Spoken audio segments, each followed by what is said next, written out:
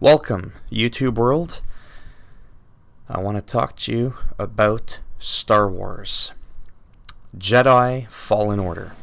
So what's going to happen here is, I want to make this clear, before I get into the action here. This is what I call thoughts. In other words, they're just that. They're my thoughts on the game. It's like a AKA Noob review. I'm kind of reviewing the game, but I'm not calling it officially a review because those are well constructed, well thought out, put together videos that highlight all the points of a game. My ADHD my ADHD OCD brain can't handle that, so I just kind of fly off the cuff and ramble. And I'm going to share some things with you that I enjoy. For one thing, the whole Dark Souls thing with the combat. And yes, it is on easy mode right now so that I can just kind of like tinker around. I just absolutely love the feel of the gameplay. Now that looked very easy, but those are just basic stormtroopers. When you have it on a higher difficulty, instead of them just becoming like a bullet sponge or something like that, what'll actually end up happening is your parry timing window will be much smaller. And what else will also happen is that the enemies will actually be more aggressive. Throughout your journey, like in Dark Souls, again, there's a lot of comparisons to be made to the game for some obvious reasons. Even the structure in which the game is designed. For instance, you're able to, as you could see at these meditation points, you can meditate, in which when you do so, if you rest, you'll replenish your health and the amount of times that you can take like your little stim pack or whatever it's called, your health pill or whatever, to heal yourself up. Sort of like a fire stone?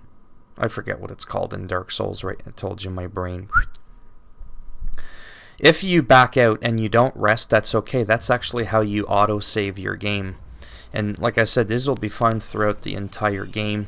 The thing that I don't like about Star Wars Jedi Fallen Order, we're just going to call it Star Wars, is if you look at the map, which reminds me a lot of Doom, the game, you'll see the other places throughout the map where there's those meditation points, as they're called in the game. But you cannot fast travel to them, which is, to me, a huge downfall of the game. Now, I know some people are going to roll their eyes and go, come on, man. No. Once you've unlocked these meditation points, you should be able to traverse through them at ease, or at least be able to go back to your ship. But unfortunately, you can't do that. So that's one of the things where I personally, due to my own incompetence, and I'm just admitting that, when I travel through a game, it can take me a while to go through the maze. I can have a very difficult time getting back, retracing my steps, and that's the part of the game, again, that I just don't enjoy. Now, it's also very Dark Souls-like in that you'll have a lot of areas throughout your gameplay session where doors are locked, and then once you unlock them from the other side, obviously, what'll end up happening is you're unlocking a shortcut so that when you do revisit the planet, that you can do. You can travel between the planets. It's quite enjoyable because you can travel once you're from the ship. There's a table, like a hollow tape thing, hollow map. It's your main little table, and you can see a hologram of the little planets that you visited. You can go there, click on any planet you want,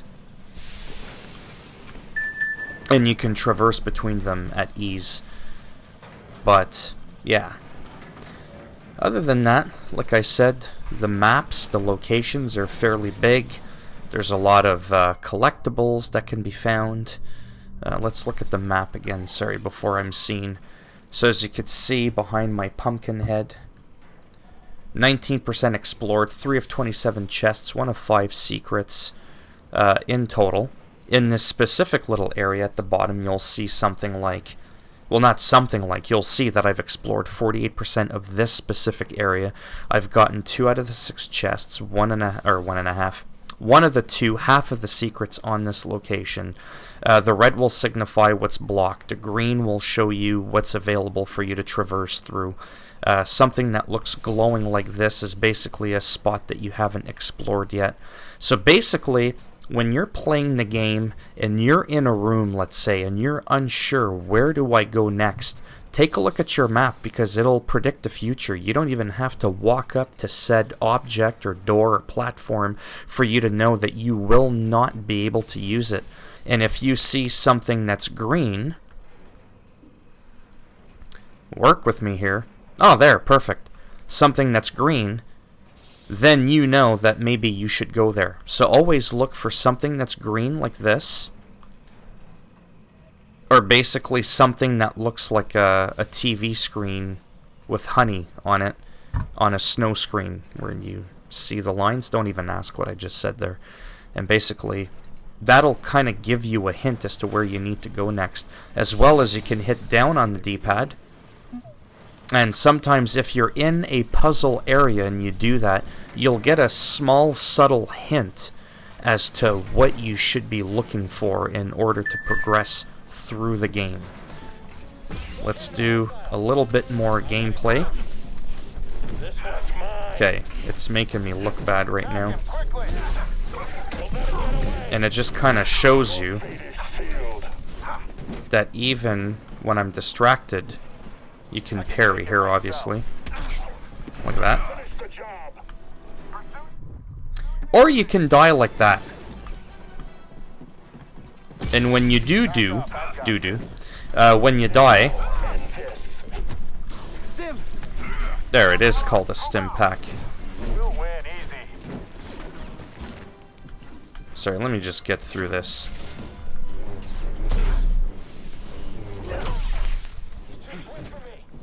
It's because I'm trying to rush and you can't. Red means that you cannot block or parry that shot. Got a hit on the target.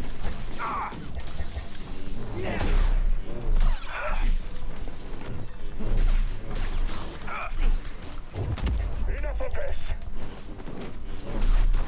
This one's quick. Tell you. Hurry, hit it. There is no escape from us. Okay, I'm getting fucking annoyed here.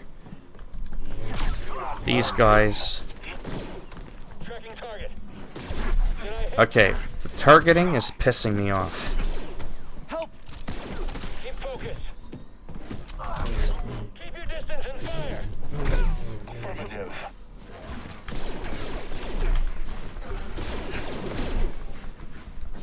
Pursue him. Go.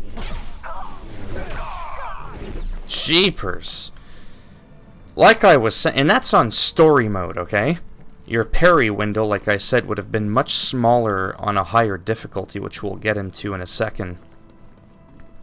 Now I forget at what part. Oh, there, a shortcut unlocked. No guards. So that's always a good thing. Now let's get into the customizations and stuff about the game and the talent tree just a little bit briefly. We'll kind of touch into that.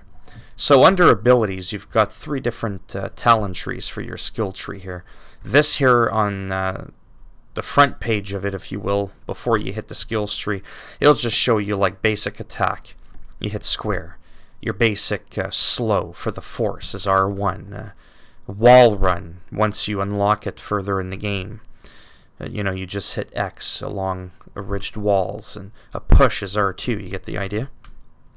When you go to skill tree, you'll get 3 different sections, if you will, 3 different styles.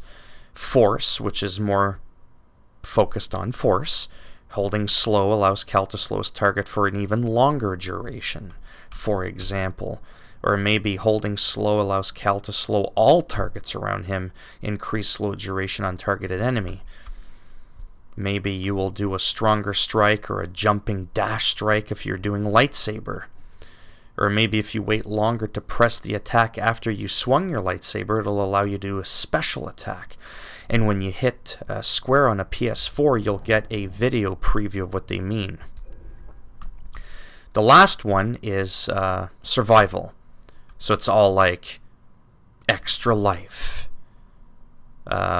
Getting more health when using a stim canister from your BD-1, which is your little robot, or Maybe your defense is improved by taking less block stamina damage from an incoming attack. You get the idea? Then when it comes to customization, my fate. Let me just. No one needs to look at me now. Okay, poncho.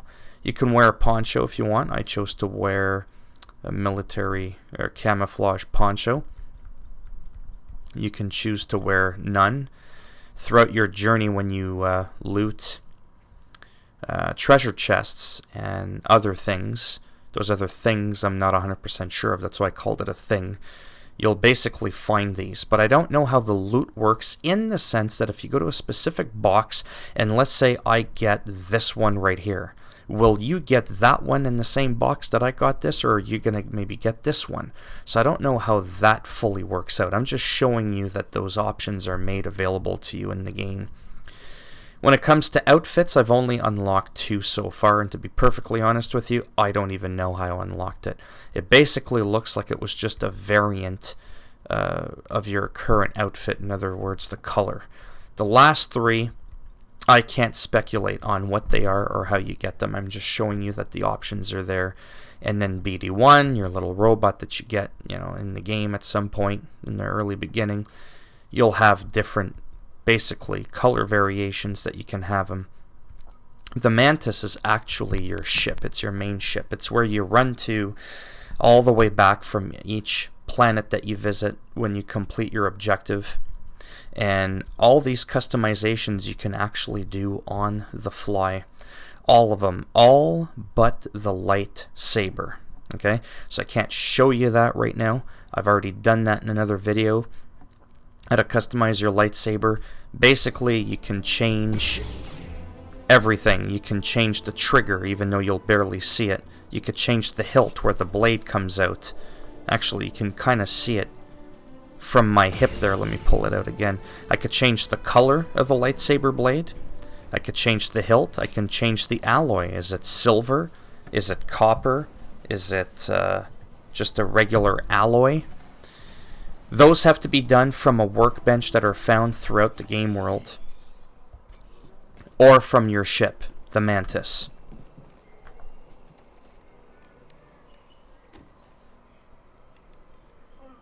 In terms of performance and cutscenes, they seem to be pretty good. Don't ask. That was terrible. There are some bosses, there's some creepy things that come bumping in the night. And the performance is pretty good. So on a PS4 Pro, it's supposed to be... Oh, I'm getting distracted again. Now see that follow-up shot that I did? That was because of my skill points that I had. Oh, that red? Yeah, you can't block that. There we go. Oh, speaking of the performance being mainly 60 frames a second on a PS4 Pro, and I believe on an Xbox One X, you also have the choice to choose if you want better resolution at 30, or if you want to favor 1080p at 60 frames, which for the most part it does okay, but you're going to get some dips here and there, and those dips are going to be in between cutscenes, or even like a moment where it doesn't look like anything's happening and does like a very subtle transition. It's almost like a mini cutscene where the camera just kind of goes off to the side for a second, kind of like this, and then you're like talking or something like that. You will get some noticeable frame dips, at least I do, and that first couple of seconds it can stutter a decent amount. That dismemberment that you saw, it's because it was a non-human. You can dismember non-humans, but stormtroopers or anything that's a human, you aren't able to decapitate them. So that was a big thing for a lot of people that you couldn't do. Glad to help. I get why they did it. I'm still gonna complain about it because I can. Who's ready to fight some imps? Yeah, so for the most part, Let's help these Wookiees get back in the fight. Great work, The cutscenes are pretty good. The graphics are nice. It's just an all-around really fun game, and I can see myself wanting to revisit randomly a random planet.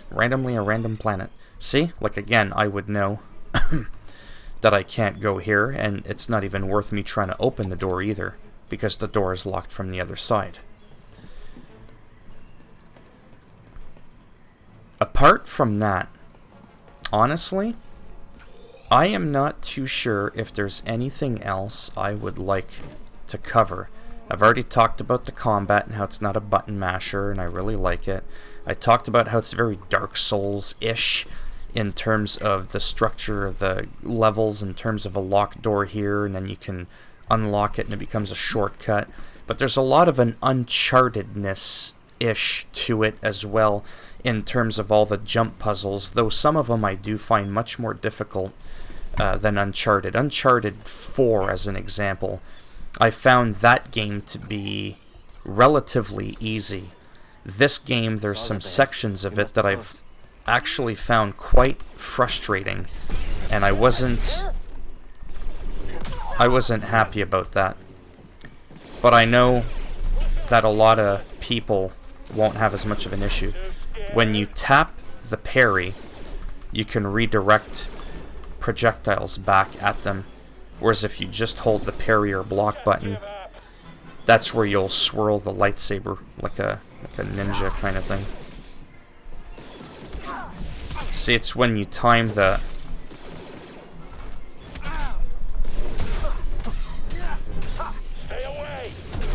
See? Anyhow, whoa. Now this here is an ability that I got from a workbench. You can't miss this, but you eventually are able to do something as simple as that. See? Then you'll... It's because I'm trying to do a puzzle. Nope. There we go. Something like that, for example. Anyhow, see, then you'll see that you can go here. That's where I should probably go next. Green. I should probably go in there. But I'm going to go and check this out. So a lot of these puzzles sometimes can have you think, except now that I did that, I don't know how I'm going to get there. We're not going to worry about that. That's going to be the end of that. Oh my god, I've been ranting for 18 minutes. What in the blue hell is wrong with me? So we talked about customization. This is kind of like useless stuff. Tactical guide, whatever. I told you that you can revisit your ship when you're done, obviously, and then when you go to your ship that you can go to any planet you've been to before. I've told you about collectibles, secrets, unlocking new lightsaber stuff. I talked about how it's very like Uncharted 4 / Dark Souls in terms of combat and the structure of the game, level design, including the shortcuts and even like the little line with the dot with when you target someone, as similar to that in Dark Souls.